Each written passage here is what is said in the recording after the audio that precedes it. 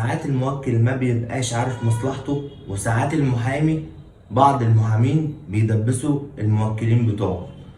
انا معايا في الفترة الاخيرة يعني حوارين نصب، قضيتين نصب مختلفتين، ده ليها خصومها ودي لها خصومها.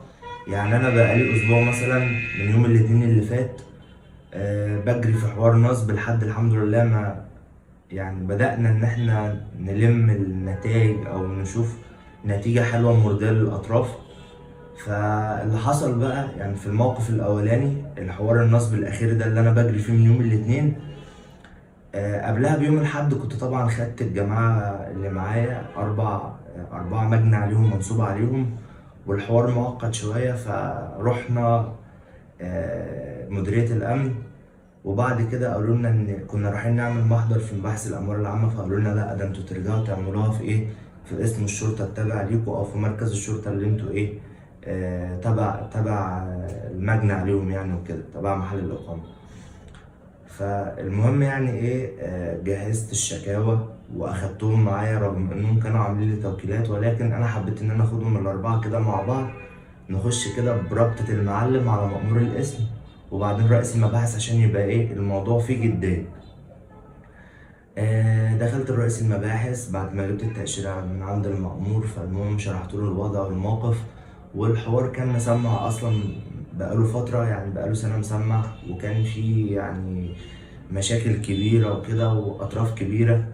فالمهم يعني رئيس المباحث قال لي اصبر بس كده معاه شوية وأنا هنزل أجيب الواد النصاب ده وهاجي. بعد طبعا كام مخبر جابوه، بعد ساعتين لقيناه في القسم. المشكلة بقى بعد التعب ده كله وبعد ما المجني عليهم اتقابلوا بالنصاب، طيب ماشي انت هتكتب لنا ورق؟ لا انا مش هكتب ورق. لا طب يعني هنحل بره، هنقعد قعدات عرفية. فالمهم كده اللي وهلة لاحظت ان المجني عليهم عايزين يتنازلوا عن الشكوى في قلب القسم. طبعا لو اتنازلوا عن الشكوى في قلب القسم وقالوا طبعا ان احنا هنحل القعده بره، يبقى كده لا هيطولوا لا حق ولا باطل. ورئيس المباحث قال لي لو جولي تاني بعد كده هديهم بالجزم. قلت له حقك. فالمهم ايه كلمت الراجل النصاب ده، قلت له طيب ماشي انت دلوقتي مش عايزنا نعمل محضر، فانت هتكتب لنا اقرار او ورق او اي حاجه قبل ما نطلع من القسم. قال لي لا، قدام ربنا وهنقعد بره نحلها عرف. فالمهم شديت معاه في الكلام، بيقول لي ايه انت عايز تعمل مشاكل وخلاص؟ المشكله اني لقيت المجني عليهم اللي هم المفروض داخلين القسم معايا وبقالهم يومين بيجروا، انا وهم بنجري على الصدق مع بعض، قالوا لي يا استاذ هنتنازل ومش عايزين نأذي حد ومش عارف ايه. انا لمحت في عين النصاب ان هو مش هيحل، ومجرد ما يطلع بره القسم لا الناس دي هتطول لا حق ولا باطل، وهيبقى الموضوع زي اللي فات. يعني ياما ان هم حاولوا ان هم يقعدوا ويحلوا عرفي، ولكن الراجل كان بيتهرب كام مرة وادالهم كام كلمة وكام ميعاد لحد ما ايه بيهرب منهم كل شوية. والمشكلة ان هو قاعد معاهم في قلب البلد ولا حياة لمن تنادي، لا واخدين عليه ورق وتقريبا يعني ولله العلم ماسك عليهم ذل او اي حاجه، او الموضوع كان فيه حاجه كبيره زي مثلا اتجار في العمله او اي حاجه من دي. فالناس خايفه تشتكي، الناس خايفه ان هي مثلا تشتكي لا تتدبس في الحوار، والحوار اصلا مسمع. فلما لاحظت ان الولد النصاب ده هيفلت والناس اللي معايا هتتنازل عن الشكوى، وطبعا انا يعني مادام هم قالوا مفيش محضر او مش هنعمل محضر، فانا خلاص انا ماليش كلمه. فحسيت فيهم بالخوف ان هم خايفين مثلا لا يتعرضوا على النيابه، وحسيت ان هم خايفين لا يخشوا في حوار تاني اكبر، وفي نفس الوقت هم مش عايزين يشتكوا علشان مثلا في صلات قرابه، صلات نسب، حاجات من دي، يعني لانهم في مركز وناس عارفه بعضها يعني. فالتصرف اللي انا عملته في اللحظه دي ان انا دخلت لرئيس المباحث وشرحت له الوضع، وقلت له الناس دي مش هتحل، لو طلعت بره مش هتحل، وساعتها مش هيبقى لهم الحق ان هم يشتكوا تاني، وخلاص بقى يعني عليه العوض ومنه العوض على تعبي وتعبك اللي انت نزلت جبت الولد النصاب ده في خلال ساعتين كنت جايبه. انا يا ريس بطلب منك ان انت ما تطلعهمش بره الاسم الا لما يعملوا المحضر. قال لي ماشي يا استاذ. طلع بعت معايا حرس رئيس المباحث اللي بره بيقف على الباب، وقال له ما تسيبش الناس دي غير لما تعمل محضر في الاستيفا. وقال لي يا استاذ بعد ما تخلص محضرك تعالى المكتب نتكلم شويه. بالفعل عملت المحضر، ويعني الحمد لله الواد اتعرض على المحضر في النيابة، وخدت الجماعة بتوعي مشيتهم بعد ما عملوا المحضر. وبعد ما احنا طلعنا بره القسم لقيتهم بيقولوا لي ايه يا استاذ، الحمد لله اللي انت اتدخلت، احنا كان حقنا هيضيع واحنا كنا خايفين والناس اللي بره كانت ضاغطين علينا، فالحمد لله اللي انت اتدخلت وان ربنا ايه وقفك في طريقنا.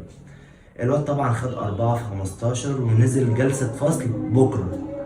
هينزل بكرة محبوس على ذمة القضية وهيتحاكم، واحتمال كبير يعني ان هو برضو يعني ياخد 3 سنين ويتكفل، وهنحاول ان احنا نظبطه على حوارات تانية يعني. فالمغزى من الكلام ان في بعض الاحيان الموكل ما بيبقاش عارف مصلحته، ولا بيبقى عارف ايه التصرف الصحيح، والضغط اللي هو بيبقى فيه سواء بقى كان في اسم الشرطة او في ناس بره بيتكلموا في التليفونات، وصلة القرابة والنسب والعشم. الحاجات دي ما بتجيبش نتيجة. مادام اتمسك ومادام دخل الاسم هو ده اللي هيجيب له الحل. وبالفعل من اول ما اتحبس في مكالمات بتيجي وفي مناوشات، ولكن لسه ما وصلناش لحل. على النقيض التاني بقى في محضر نصب، كان في ورق، كان في طبعا واحد قال للموكلين برضو اللي معايا بس في حوار تاني ان انا هاخد منكم فلوس وهجيب لكم فيز وهجيب لكم تأشيرات عشان تسافروا بره. طبعا اخد منهم ما يعادل 250 الف جنيه، وكان واخد منهم مبالغ بالدولار يعني. الكلام ده من سنة ونص تقريبا. وكل شوية يا ابني يهديك يرضيك مش عارف ايه، لحد ما قاموا ملمومين عليه وقاموا جايبين خدنا عليه ورق وخدت عليه اقرار كمان ان هو لو اتأخر، طبعا كان ادالنا ميعاد عشان يسد الفلوس دي. وطبعا وانا كنت موجود في القعدة كتبت ايصالات امانة وكتبت اقرار على انه لو اتأخر عن الميعاد اللي احنا حددناه، في كل يوم تأخير، على كل يوم تأخير 1000 جنيه غرامة تأخيرية. طبعا الواد ماطل معانا وما حضرش وخلف كلامه ومش عارف ايه. قام رايح لمحامي، المحامي مجمد قلبه، هجيب لك براءة في الإيصالات الأمانة، الإقرار ده ملوش أي 30 لازمة، هنطعن عليه بالتزوير مع إنه هو اللي كاتبه من أوله لآخره. وفضلنا نماطل في المحكمة بقالنا سنة على إيصالات الأمانة، طبعا يطعن بالتزوير، مرة يترافع مرة مش عارف ايه، لحد ما طلعه مستأنف، جنح مستأنف. وفي الإقرار أنا رفعته بقالي سنة، والحمد لله تحصلت على حكم يوم 28/9/2024 اللي فات.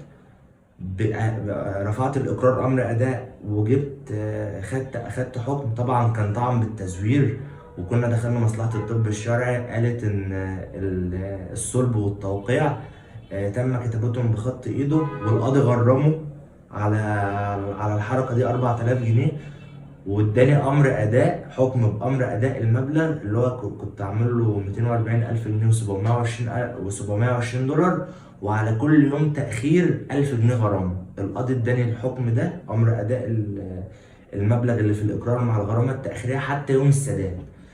فهنا المحامي دبس الموكل بتاعه وفضل يعشمه وفضل يعاند معاه وبيماطل على الفاضي، وفي الاخر هيدبسه. وهنا الموكلين ما كانوش عارفين مصلحتهم. فالمغزى هنا من الكلام، انت ما دام اخترت محامي اختاره واعرف هو بيشتغل ازاي، واسأل عنه واعمل تحرياتك عنه، وشوف هو اشتغل في الحوارات دي قبل كده ولا لأ.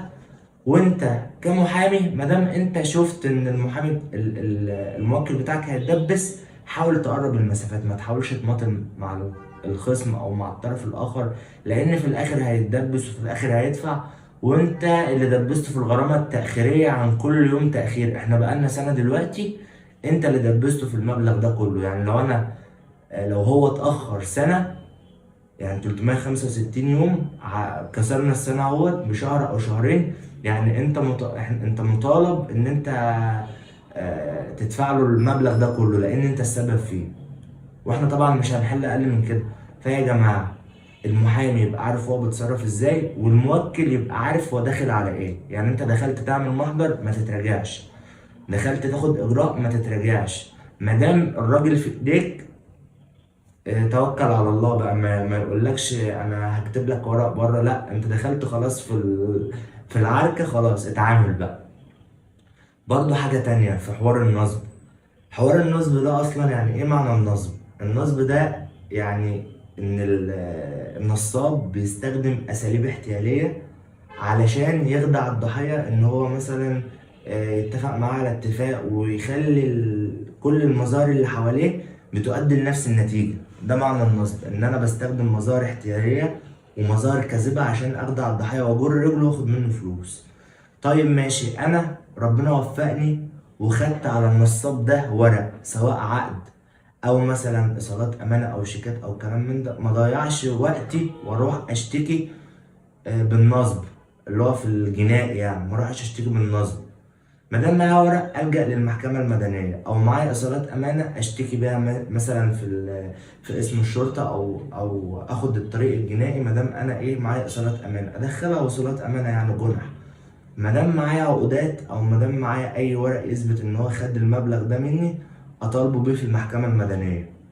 انما ما اخدش الورق ده واقوم رايح مشتكي بيه في الجنائي في اسم الشرطه او في النيابه العامه ان انا معايا ورق اهوت وبتهمه بالنصب. لا، الخصم بتاعه يقوم رايح بدفع بسيط كده قدام المحكمه بمدنيه النزاع، خد براءه.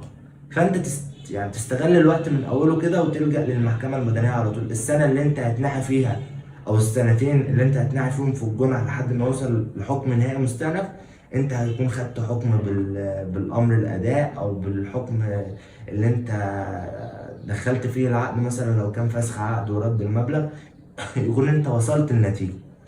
فانتوا يا جماعه لما تيجوا تختاروا محامي اسالوا عنه، انت اشتغلت في القضايا دي قبل كده؟ طب في سابقه اعمال ليك في الحوار ده؟